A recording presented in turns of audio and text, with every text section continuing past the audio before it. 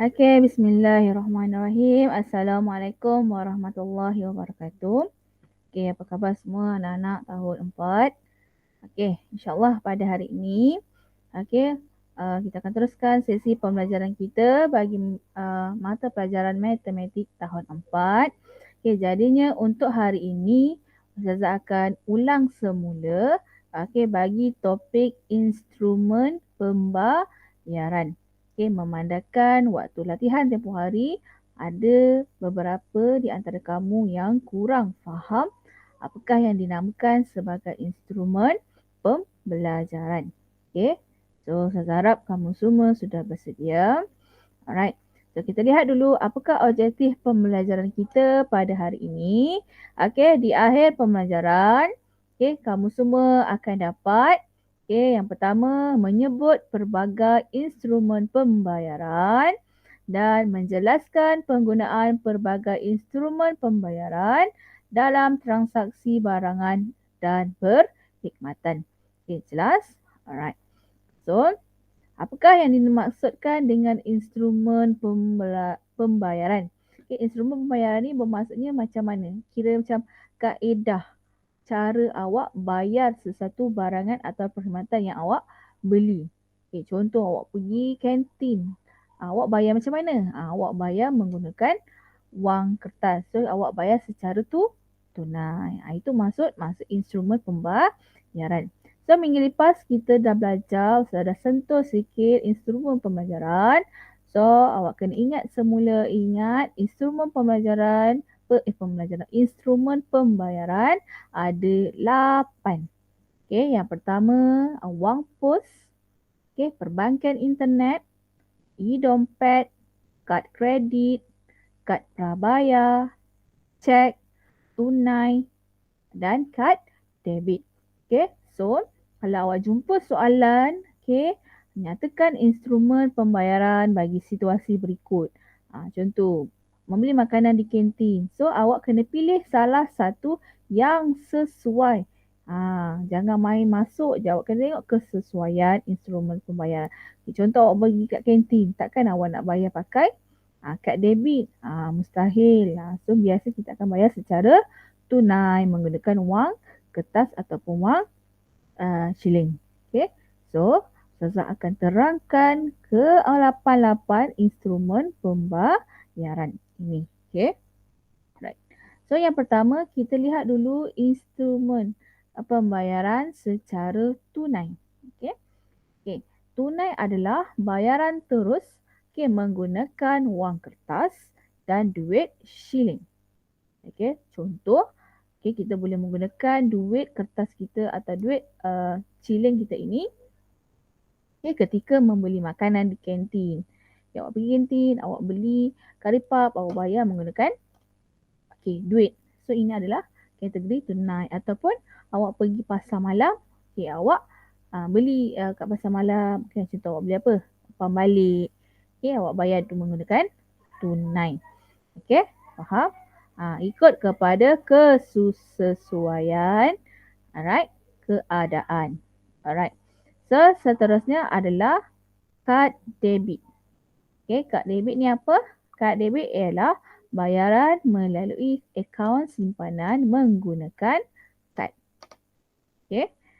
Alright. So, awak tengok apa perbezaannya. Biasanya kad debit dia akan ada perkataan my debit. So, biasanya kalau ada perkataan my debit, ini adalah kad debit. Okay. So, biasanya kad debit ini boleh digunakan ketika awak membeli belah di pasar raya. Okay, pasar-pasar raya seperti Giant, Tesco, apa lagi? Konsep dan beberapa pasar raya yang menerimalah.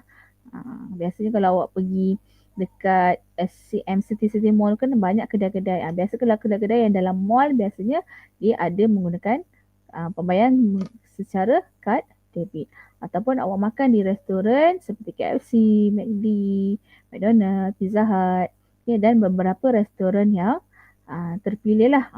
Sebelum awak bayar tu awak kena pastikanlah mereka menerima bayaran secara kad debit. Okey, boleh. Biasanya kita akan touch sahaja di mesin ni lah. Sama ada awak touch ataupun awak slide saja. Lepas tu kita akan masukkan nombor pin lah.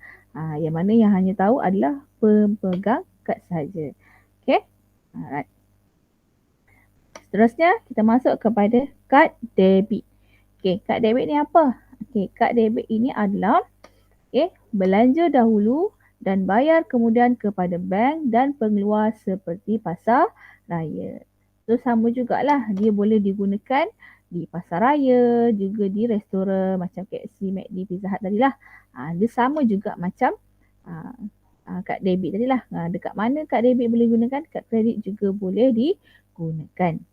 Okay, so apa perbezaan antara kad debit dengan kad kredit? Okay, nampak macam sama betul?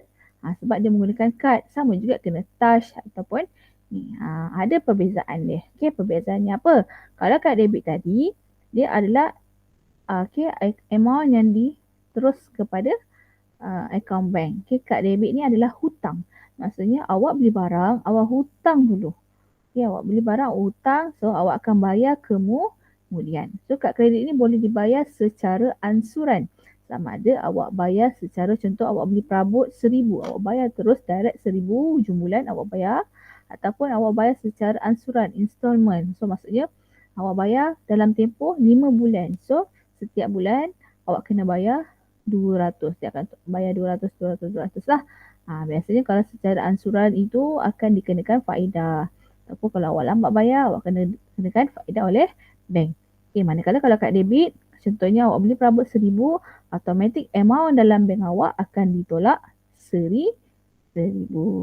So, sebaiknya kita jaranglah, seelok-eloknya kita tidak menggunakan kad kredit. Sebabnya dia berhutang. Okay, berhutang ni adalah sesuatu perkara yang tidak patut dibiasakan. Kan kita kalau boleh jangan hidup berhutang. Takut bila kita berhutang, kita tak sedar sebenarnya kita berhutang terlalu banyak dan melebihi kemampuan kita pada setiap bulan. Okay, faham?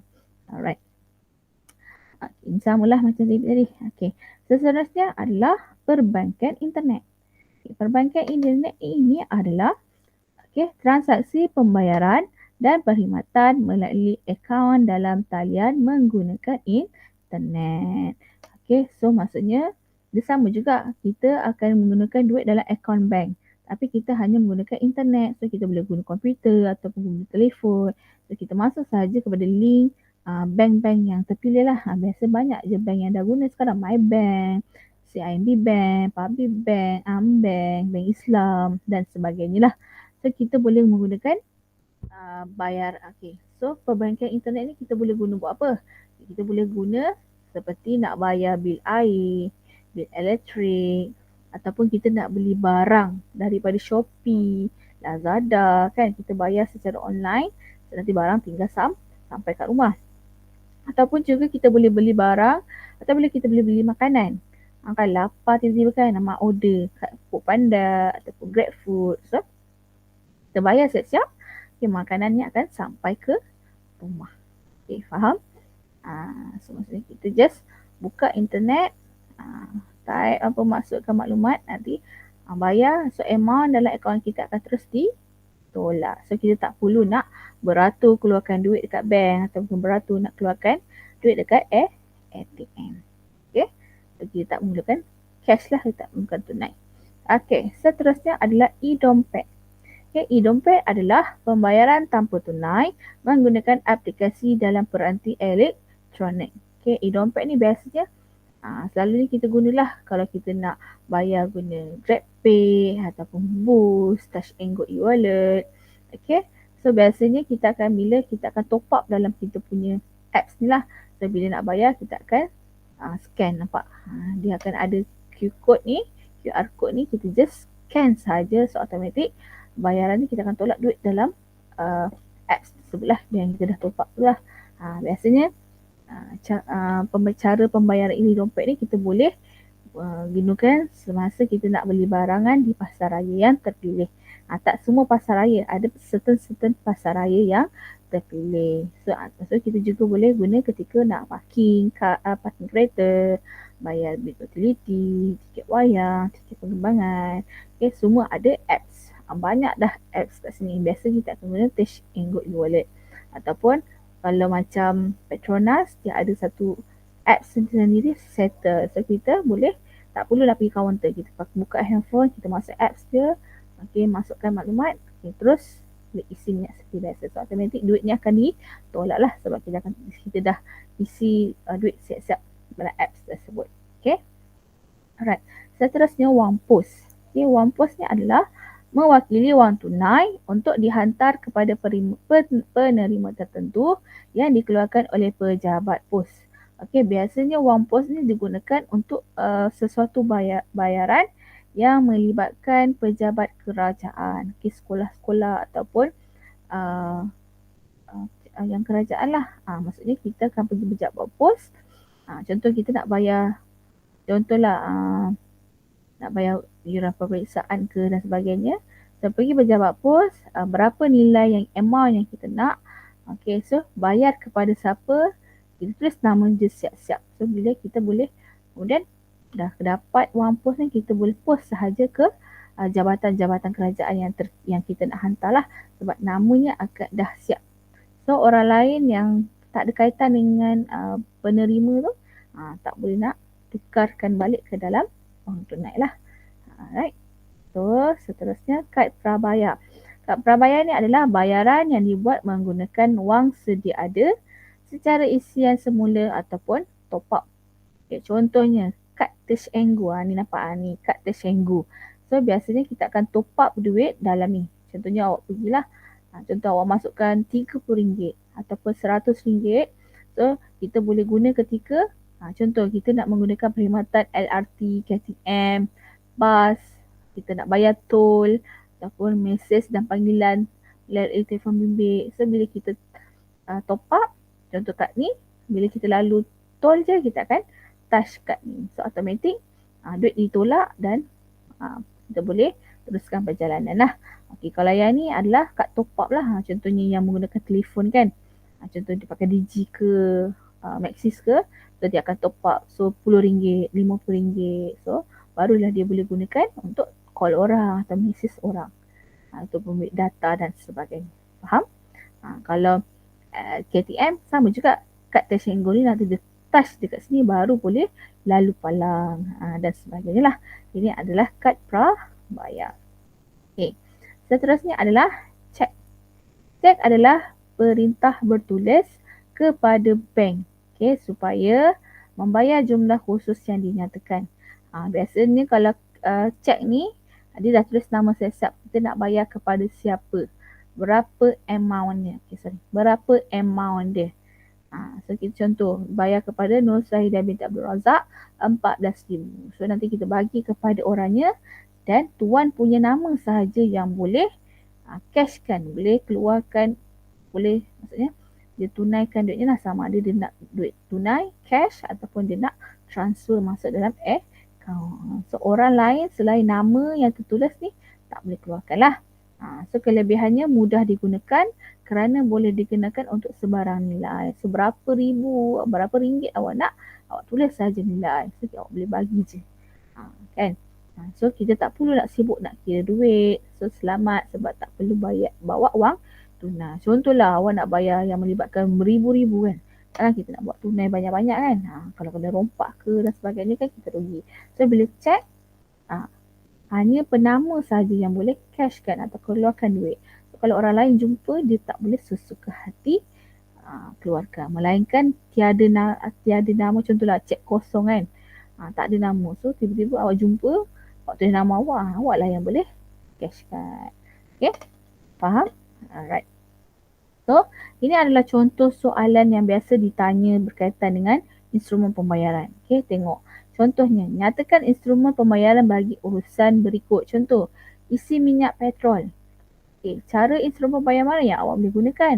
Okay, so awak boleh gunakan tunai, e-dompet, kad debit. Contoh, kalau beli ikan kat pasar, awak nak bayar pakai apa?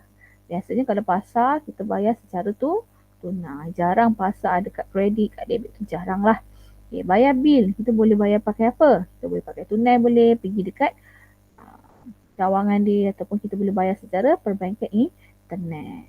Contoh, beli perabot. Cara dia macam mana kita nak bayar? Kita boleh guna tunai, kita boleh guna kad debit ataupun kad kredit dan sebagainya lah.